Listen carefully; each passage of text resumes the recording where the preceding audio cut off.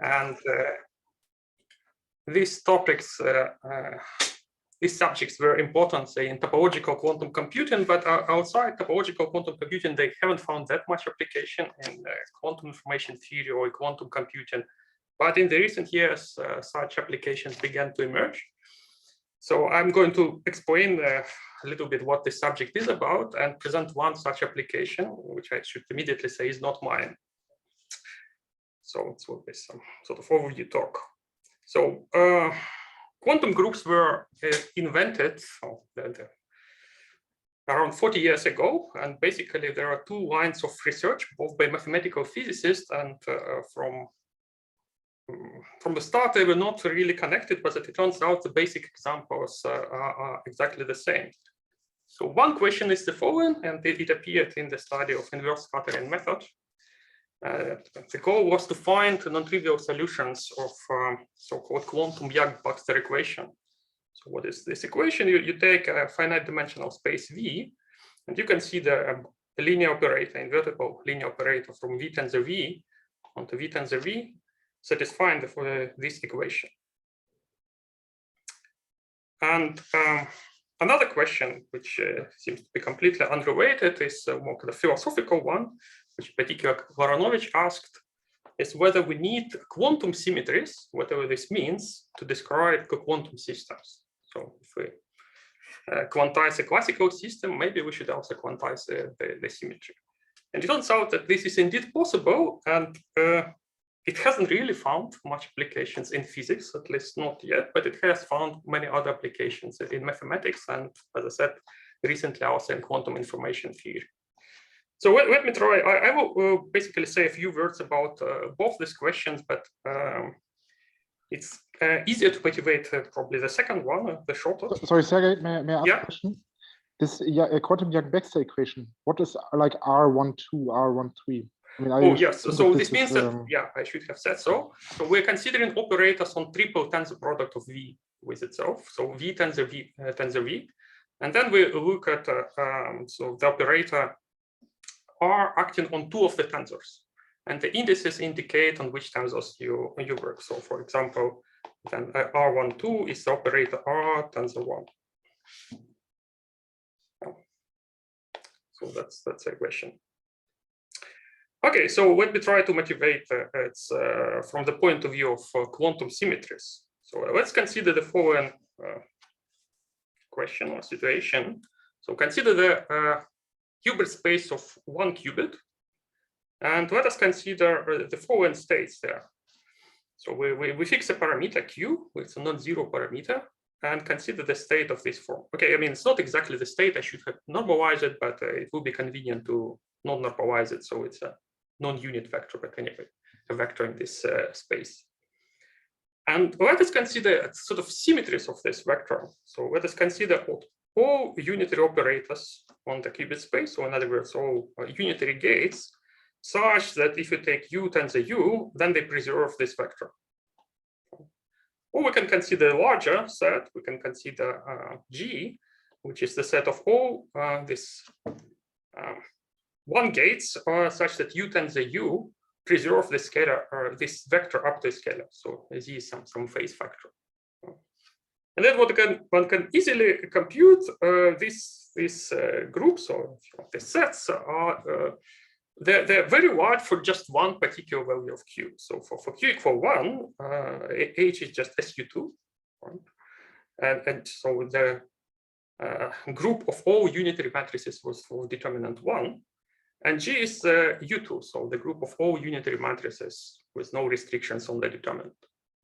On the other hand, if you take any Q not equal to plus minus 1, these groups are much smaller. So H will be just the group of diagonal matrices of determinant 1, diagonal unitary matrices, and G will be the group of diagonal unitary matrices. So in the case when Q is equal to -1, you do get slightly larger group, but still much smaller than in this case. So we're going to try it. And so one can say, in some sense, it's unfair. I mean, what is so special about this Q equal 1 here? And it turns out that indeed, if you sort of allow for larger different structure than just unitary matrices, so some sort of quantized unitary matrices, then in fact you don't see any differences between different Qs. They all have all these vectors, all the states will have huge symmetries. So let me try to give a definition, but without being too technical, but at least to give you some idea. So what is formally the quantum group? So what I mean by this sort of larger symmetries. So if we start with a finite dimensional Hilbert space, H, two-dimensional, higher dimensional, and let's consider a closed subgroup of the unitary group. So in other words, this is a set which is closed under taking inverses, taking products, and closed under taking approximations. Then on this set, you can describe it in terms of functions. So the natural functions on this set are just coefficients, matrix coefficients. So all elements here are just matrices. If you fix a basis in your space, you say that all elements here are just matrices, and the most natural functions on these matrices are just matrix coefficients. And you can consider them polynomials in matrix coefficients. And what these polynomials form, they form called commutative star algebra. So star just means that you with every matrix you have the adjoint, and commutativity, it's just commutativity of the usual functions.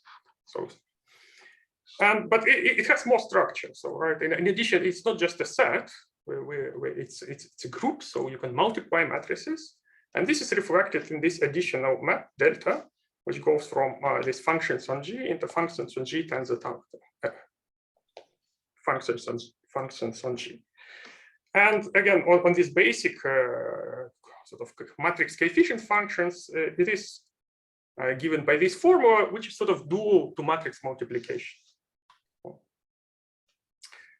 And if one sort of formalizes this structure, so one has this so-called Hopf-star algebra.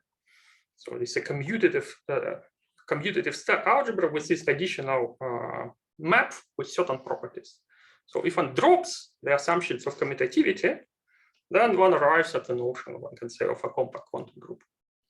So the situation is similar how one quantizes physical system, physical and mechanical systems. So the main thing which we do, if we take the observables, then we just drop the assumptions that observables are functions. So we assume that observables become operators, or abstractly they form an algebra which is not commutative. So here it's exactly the same philosophy. So you just drop assumption commutativity, and you arrive at a new structure, and which we call compact quantum group. So let me return to this example, motivating example, just to see what one gets. So recall again to the case when we have one qubit space. We have this vector depending on parameter q. It turns out that from just sort of simplify presentation, let me concentrate on the case q is a real number, because it turns out that these quantum symmetries are always large, but there's still some difference between different values of q. So let me just consider only q's. And then one can construct this sort of universal, or the entire group of symmetries, quantum symmetries of this vector. So explicitly, this algebra of sort of polynomial functions on this new quantized object is given by the following. So again, as in the classical case, it's generated by just some matrix coefficients, but we do not require these coefficients to be commuting with each other. The requirement is that this matrix is unitary, and that sort of it preserves this vector. So formally, this means that the following identity is true. So this is the identity, if you want, in operators on H, tensor operators on H, tensor this algebra of functions. It's not going to play any particular role, but let me just give a formal explicit definition. So formally, our algebra is has two generators, alpha and gamma, corresponding sort of to these matrix coefficients, and the relations are of this sort. So these three relations, one can think of this as sort of a replacement of the usual commutativity of functions. So you see, as soon as q is not equal to 1, you get some non-commutativity. So alpha gamma star is not equal to gamma star alpha. And well, this is some sort of unitarity condition, and this is determinant 1 condition, you can say. So this is the structure which is generalizes, quantizes the classical situation. In the case q equal 1, you get exactly this algebraic description of the group SU2, so the group of all unitary 2x2 matrices of determinant 1. Okay. So yeah, so this is one of the most basic examples in the theory. And it turns out that the same examples was basically invented to for this problem. So how is it related to this Yang-Baxter equation? Let me explain this. So so one can do a part of the classical theory, which one usually does for groups, for representation theory for groups, but then for quantum groups. So what I mean by representation theory. So in some sense, our group is explicitly given like as sort of represented on this two-dimensional space H. But then we can take tensor powers of this H. So this, you can say, state space of the n-qubit system. And on this space, you still have an action of this group. So all these matrices, they act on different factors. So, and then you want to decompose this nth tensor product into irreducible. So you look at the invariant subspaces, and you look at the smallest invariant subspaces which don't have any non-trivial invariant subspaces. And these things are called the irreducibles or simple modulus. So what are the basic, the starting point, we see two of them. We have the trivial one-dimensional space, and we have the one-qubit space H. But then we can take a tensor product of H tensors H. This will be a four-dimensional space, but we actually know this is how we define this quantum group. We have a one-dimensional invariant subspace here. So when we subtract this one-dimensional subspace, we get a three-dimensional space, and it turns out that three-dimensional space will be reducible. And but generally, the rules, the fusion rules are obtained in this way. So you can proceed with this construction. You can take tensor product of this space with H, decompose into reducibles, and it turns out that you always get, so the higher you get, so you get spaces indexed by spin numbers. So for every spin S modular, if you take a tensor with a spin half modular, it decomposes into a modular of spin S.half and S minus half. And the general fusion rules is described by this formula. So you have if you have spin S modular and spin T modular, then they decompose into these modules of spin from absolute value S minus T up to S plus T. And I think this is one way or another known to everyone who studied, I guess, quantum mechanics. So this is sort of the usual rules how you manipulate with spins. So it says that if you take two particles of spin S and T, right, then the joint spin of the system of these two particles can take values between this absolute value of S minus T up to S plus T. So these are the rules for usual SU2 of no Q, but it turns out that the rules for SUQ2 are exactly the same. So this is formal algebraic manipulations. They look very similar to the case of SU2.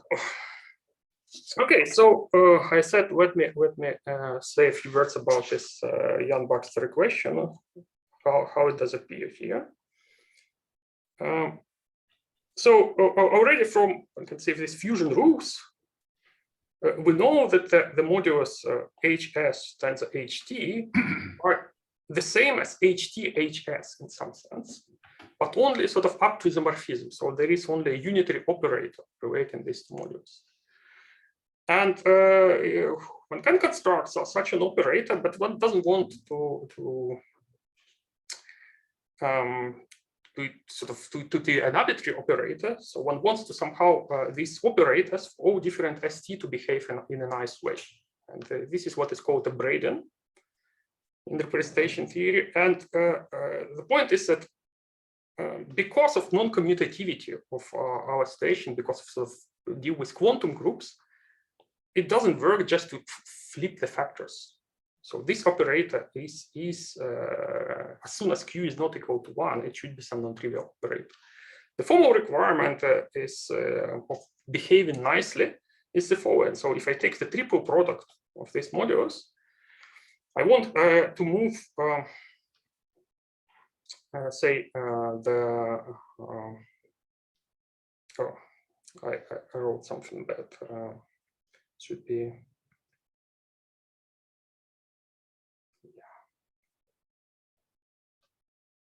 no, I think it's fine. Sorry, it's okay. Yeah.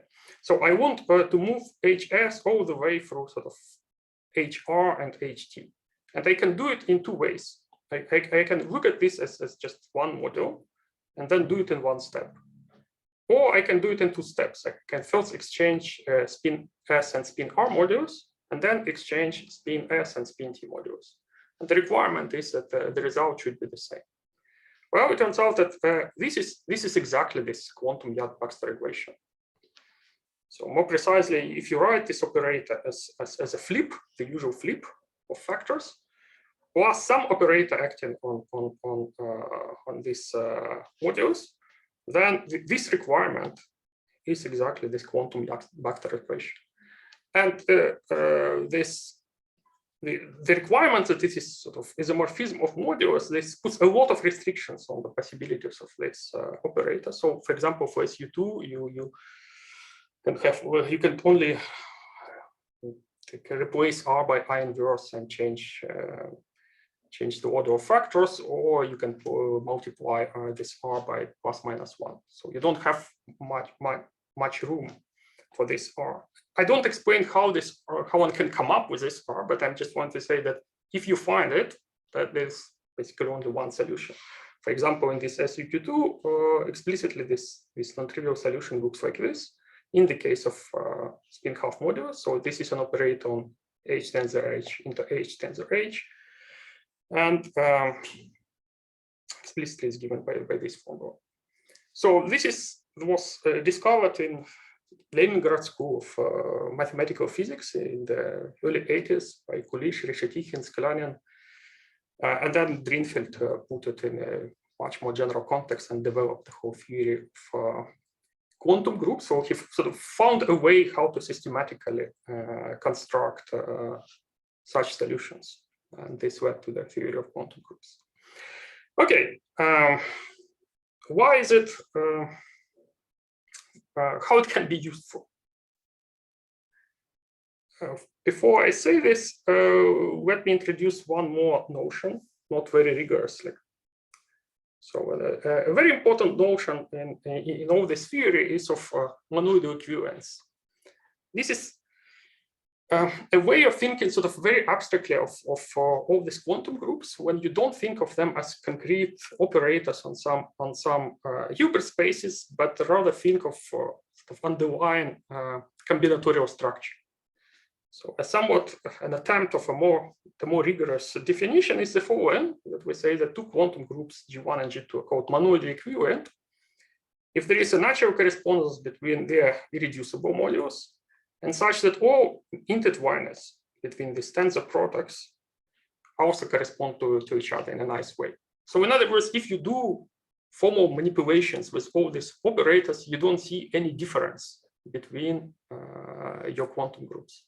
Although concretely, as operators on hyperspace, they can look very different. But algebraic identities, all algebraic manipulations are exactly the same. It turns out that this enriches a lot the theory. So you start getting quantum groups which are not related in a direct way to classical ones. So already like SUQ2, it doesn't look too different from SU2. So the case Q and Q equal 1 are closely related. But as soon as you start considering a larger class of quantum groups, where you look only at this sort of combinatorial structure, it turns out that you have more groups. In fact, all of them are this high-dimensional analogs of 2x2 matrices.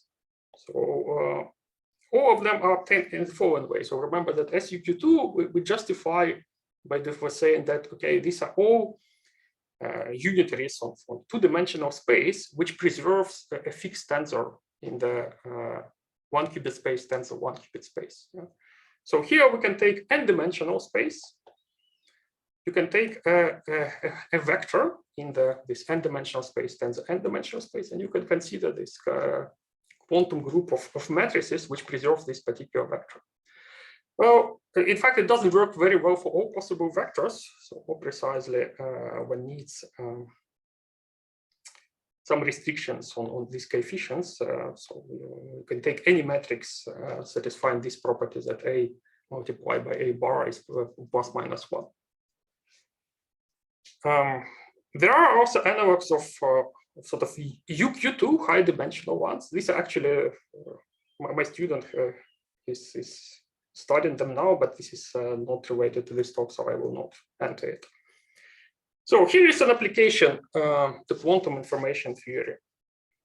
So one of the problems which was studied a lot is about construction of entangled subspaces. So the problem is the following. So you take two quantum systems, A and B. You consider underlying Hilbert spaces. So finite dimensional space is HA and HB.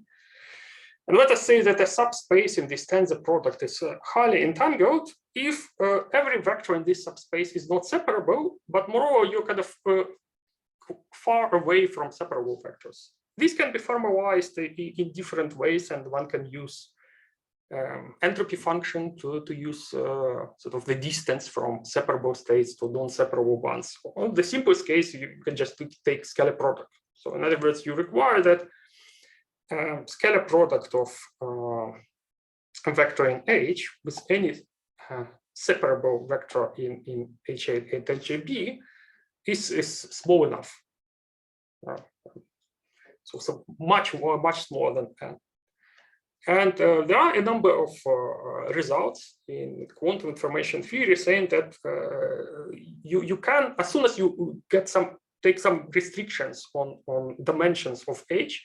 So in some sense, the dimensions of H should not be too large compared to the dimension of, I mean, if say dimensions of one space is large, the other one is smaller, then at least this space should not be much larger than the dimension of this space.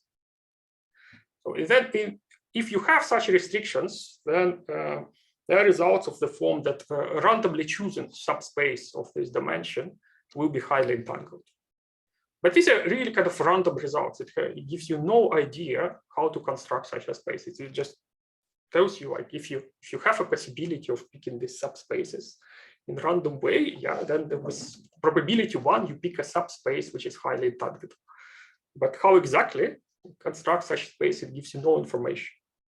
And there was various attempts to construct this explicitly, and in particular, Neshveyev has an idea that one can construct such spaces exactly using representation theory of SU2, all these modules which we discussed. And he showed that it gives entanglement, but somehow you don't get high entanglement. So these quantities are not particularly small. So here's an application of which was suggested by Braiden and Colin a couple of years ago, which gives you very explicit highly entangled subspaces. So you consider this higher dimensional analog of unitary 2x2 matrices. So you take n, and you take n strictly larger than 2, so at least 3. And let's consider one of these quantum groups. So explicitly, this is a quantum group which stabilizes, I can say, this tensor. So this is a quantum group of quantum unitary n by n matrices, which leave this vector invariant. as I said, the basic combinatorial structure of all these quantum groups is the same as U2. So you have all the spin modules. So let us take any half integers L and M. So then if we decompose spin L module times the spin M module, then we get spin K modules where K is in this set. So then the claim is the following, that as soon as K is not equal to L plus M, then this module sitting inside this tensor product of L and M will be highly entangled with an explicit estimate of entanglement. So we can show that all such scalar products are much smaller than 1, and the larger n is, sort of the faster it goes to 0. So here this Q, it's a number between 0 and 1, such that Q plus Q inverse is equal to n. So this is where you use that n is larger than 3. So if we took n equal to 2, sort of we in the classical case or close to classical case, then Q would be equal to 1, and then you don't get anything interesting. But as soon as your n is at least 3, then Q is less than 1, and these numbers become really small. Okay, so that's all what I wanted to say.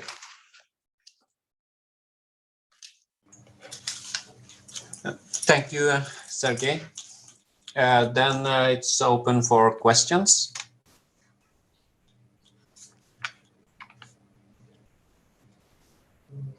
So let me maybe start. So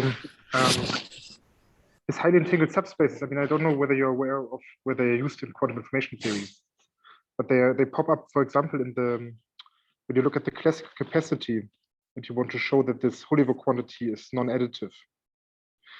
If like, I don't know whether Benoit has some Collins has some results on. I think he has some results on using quantum groups to show this non-additivity, but I'm not sure that this pops out. Are you aware of anything like this? No. Because it's an open problem whether they are it was first shown, it can be shown for non-additivity for similar, but I think non-additivity was known before this, right? So we first knew all this, like these kind of entangled subspaces on non-additivity based on probabilistic arguments.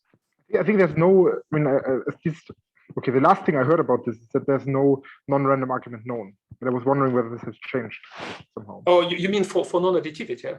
Of the Holevo quantity. Yeah.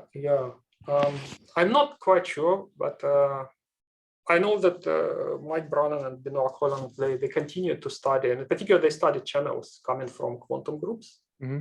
But I'm not sure. Yeah, well, one can check.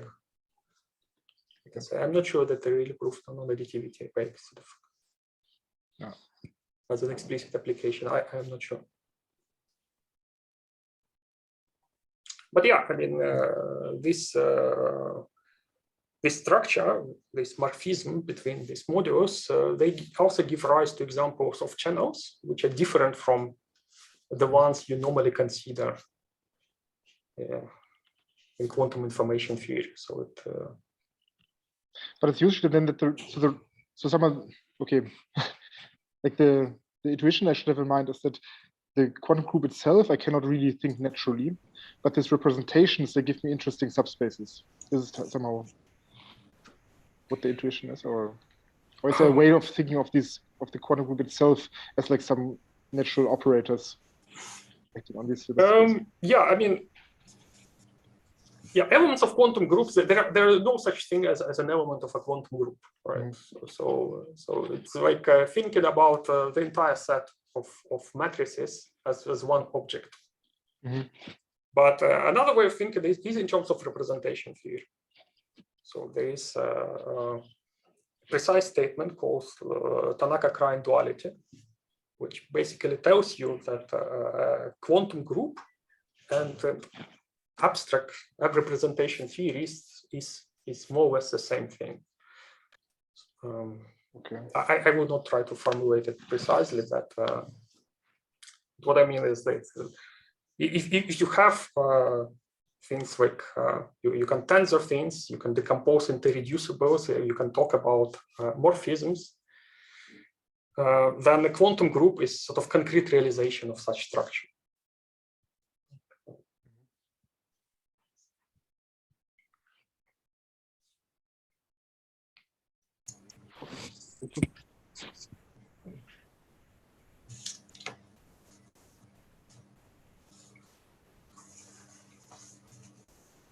Anyone else has a question for Sergiy?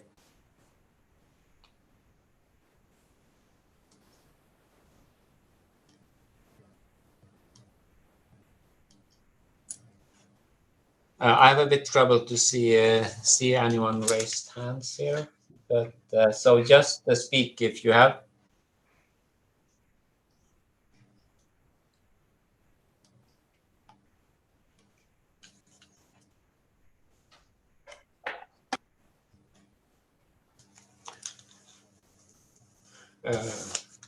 Okay, then it seems like there is no more questions. Then we thank Sergiy for a very interesting talk, which I probably, at least I need some more thinking to have good questions on. Okay, Alexander has one more question. It's applause. It's not a It's applause. Yeah, and it's applause. Yeah. And then we finish the meeting and I stop the recording. And thank you everyone for attending. Yeah, thank you. See you next time.